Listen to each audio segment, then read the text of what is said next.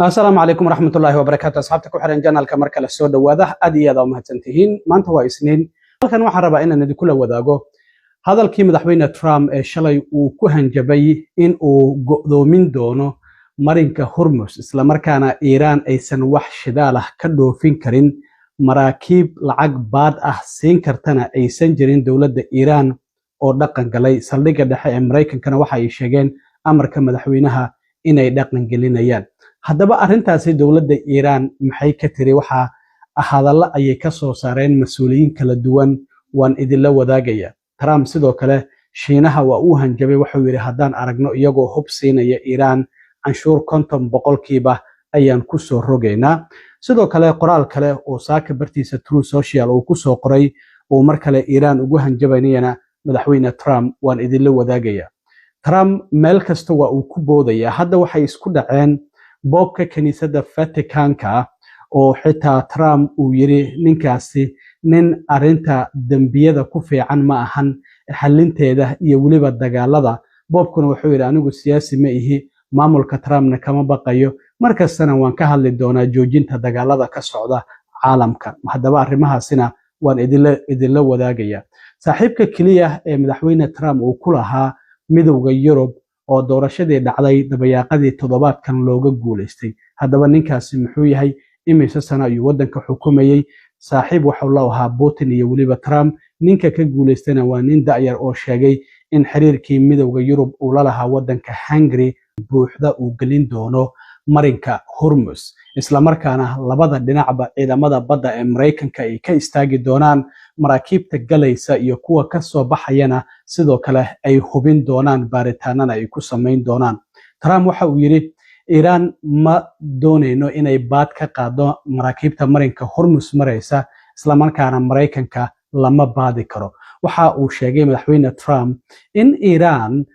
maraakiibta cidii ay rabtana ay u sii deynayso isla markaana cidii aysan rabin ay u sii deynaynin arintaasi waxa uu yiri ma ahan mid aan aqbalayna iyo saliidooda cidii ay doonayaan inay ka iibiyaan cidii ay doonayna sidoo kale in aysan ka iibin Trump marka arinta uu ka duulay waxa la tahay Iran ilaa iyo markii dagaalka Mareykanka iyo Israa'iil ay ku qaadeen oo bilowday waxa la leeyahay shidaalkii ugu badnaa ayay iibiyeen marinkaasi shidaalkii marayana sidoo kale waa kuwii joojiyay wadamada ay sheegeen inaysan cadow ahayn isla markaana aan soo raacin wadamada dagaalka kula jirana ay u ogolaanayeen maraakiibtooda inay halkaasi maraan taasina marka waxay cirka ku shareertay sicirkii shidaalka Trump marka hadda wada hadallada markii ay ka socdeen Sabtidii magaalada Islamabad ee wadankaasi Pakistan waxa muuqatay in Mareykanku qorshe kale uu watay isla markaana maraakiibtiisa dagaalka uu geynayay marinka Hormuz meel aan ka fogeyn ama xeebaha wadanka Oman sidaas darteed Trump hal mar ayaa laga warheray shalay uu yiri waan go'doomin doonaa marinka Hormuz isla markaana xitaa maraakiibta lacagta siisa baada ah wadanka Iran hadii aan soo helno waa la ganaaxi doonaa oo tilaabo sharciya ayaa laga qaadaya arintaasi haddaba dawladda Iran waa ay ka soo jawaabtay saldhigga dhexe ee Mareykankuna maanta ayuu dhaqan galay si rasmi ah sida ay sheegeen amarkii madaxweynuhu uu soo rogay isla markaana in ay dhaqan galiyeen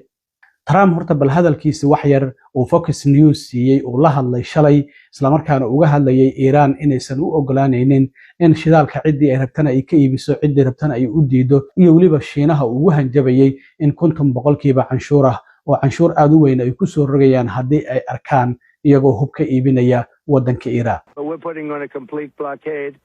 We're not going to let Iran make money on selling oil to people that they like and not people that they don't like. If we catch them doing that, they get a 50% tariff, which is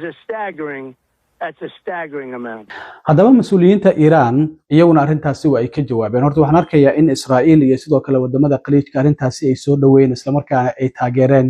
in madaxweyne Trump uu gabi ahaanba go'doomiyo marinka Hormuz madaxweyne Trump sidoo kale saaka qoraalkan ayuu soo qoray wuxuu yiri ciidamadii badda ee Iran badda hoostooda ayay yaalaan maraakiibtoodii oo waan burburin ilaa iyo 158 markab marka waxa uu sheegay hadda kuwa yar yar ayaa u haray waxana uu sheegay kuwaasi in aysan ahayn kuwa wax badan nagu qaadanaya inaan burburino marka wuxuu yiri digniintan haddii ay maraakiibtoodu ay u hoggaansami waayaan hadda wuxuu yiri go'doomintan aan saarayno marinka Hormuz waxa aan gabi ahaanba baabi'in doonaa inta yar ay u hartay ciidamadooda badda inagoo isticmaalayna systemkii horey aan ugu isticmaalnay kooxaha daraagiska Mareykanka soo gelinayay oo xeebaha Caribbean-ka ay dowladda Mareykanku doomaha ay ku beegsanaysa marka wuxuu yiri saasi ayaan u burburin doonaa hadda 98.2% wuxuu yiri daroogadii Mareykanka iimaanaysay gabi ahaanba waa ay istaagtay oo dhinaca badda ka soo galaya marka Iran wuxuu leeyahay isjira inta badan ciidamadeennii badda waan baabi'inay inta yar ee idin harsan wuxuu yiri haddii hadda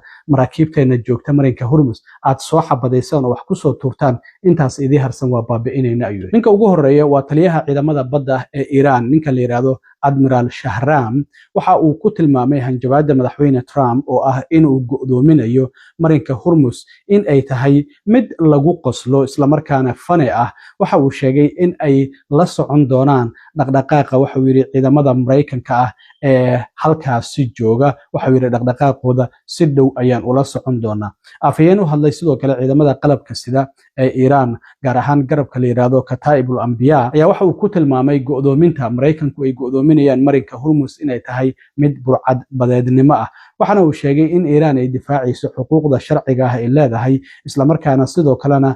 kheyraadkeeda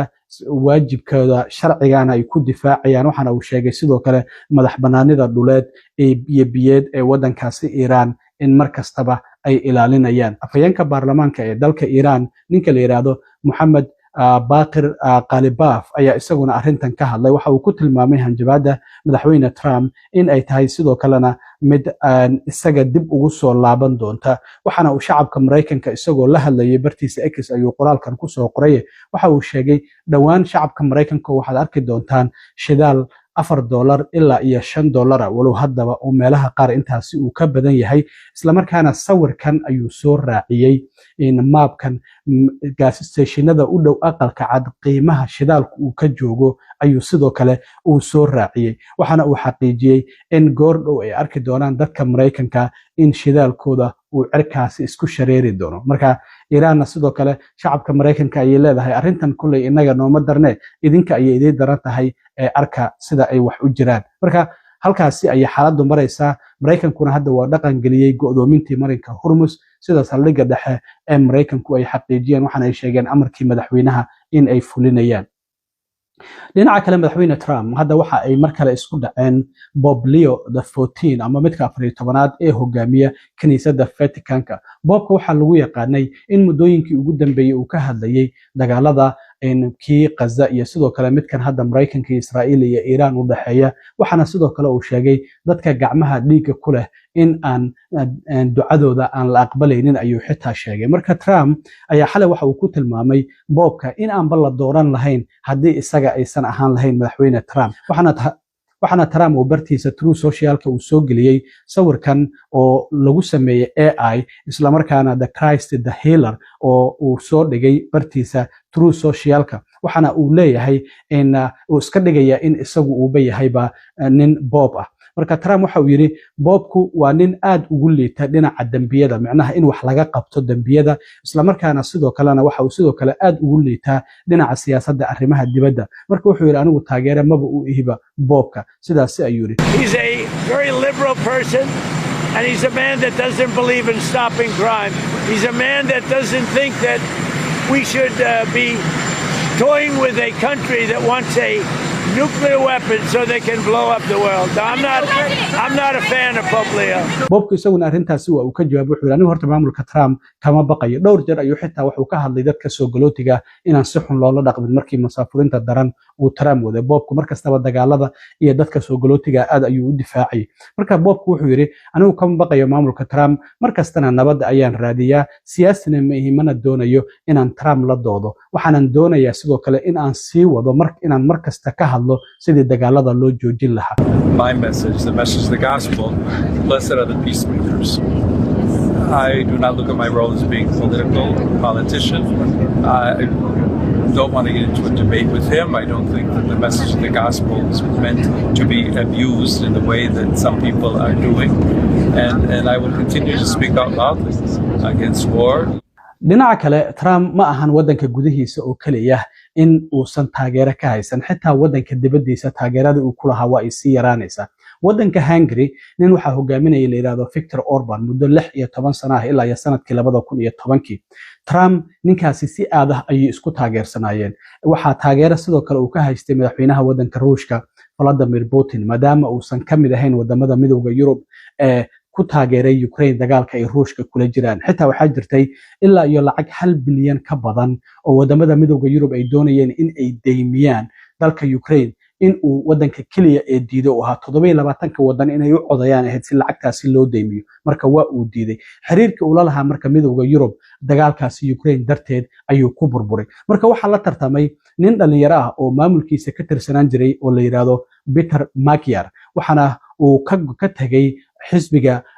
Viktor Orban sanadkii 2024 hadaba doorashadii sabtidii dhacday marka inta badan kuraastii baarlamaanka ayaa looga guuleystay xisbigii Viktor Orban oo ah nin 62 jir ah 199 kursi ayay ahaayeen kuraasta baarlamaanka 138 ayaa looga guuleystay marka xisbiga waxa la yiraahdaa uu ninkan dhalinyarada hogaamiyo Peter Magyar waxa la yiraahdaa center right tisa ayaa la yiraahdaa marka kuraastii inta badan inuu markii uu helay waa uu qirtay in doorashadii looga adkaaday Viktor Orban xitaa madaxweyne Trump toddobaadkii hore madaxweyne ku-xigeenkiisa ayuu u diray wadanka Hungary si uu ugu soo ololeeyo ninkan la yiraahdo Viktor Orban laakiin arintaasi waxba ma aysan tarin oo doorashadii waa looga adkaaday ninkan dhalinyarada ah ayaa uga adkaaday marka Peter Magyar waxa uu xaqiijiyay inuu dib u soo celin doono xiriirkii Hungary iyo midowga Yurub ka dhaxeeyay xitaa madaxweynaha wadanka Ukraine Volodymyr Zelensky inuu la kulmi doono marka Trump halkii saaxiib uu ku lahaa xitaa midowga Yurub hadda doorashadii waa looga adkaaday Mareykankana doorasho ayaa soo socota Congress-ka dhamaadka sanadka bisha November wadna arkaysaan hadda dagaaladan shidaalkii kor u sii kacayo xitaa waxa haysata beeraleyda wadanka Mareykanka waxyaabaha lagu bacrimiyo beeraha marka la abuurayo in ay soo mari jireen intooda badan marinka Hormuz oo ay ku qaaliyoobeen beeraleydana waxa horey u saameeyay taariftii uu ku soo rogay wadamada caalamka madaxweyne Trump marka